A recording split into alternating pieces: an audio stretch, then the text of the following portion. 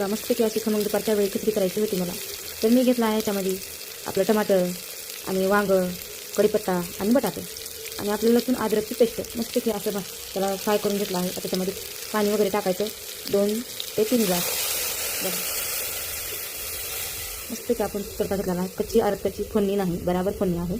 बघा हे घेतले आहेत खिचडीला आपले राशनचे तांदूळ आणि ह्याच्यामध्ये 4 प्रकारच्या डाळी आहेत. मुगाची डाळ, मसुऱ्याची डाळ, हरभऱ्याची डाळ आणि आपली तुरीची डाळ मस्तपैकी अशी घेतली आहे मी. ह्या झाल्या म्हणून 5. आता ह्याची करायची आपल्याला खिचडी. खिचडीसाठी असा आदन आला आहे. आता ह्याला उकळी येऊ तर मी काय टाकत नाही. उकळी आली म्हणजे टाकायचं का तरी खिचडी मस्तपैकी शिजून येते. बघा हे टाकले, बघा आदन आलं.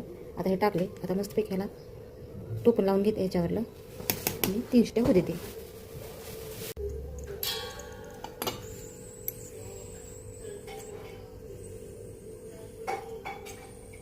मस्तपैकी आपली खमंग खिचडी तयार झाली होती. बघा किती मस्तपैकी ह्याला कलरही आला होता आणि कोथिंबीर न टाकता एवढा सेंट भारी येत होता की खूप खमंग वास येत होता.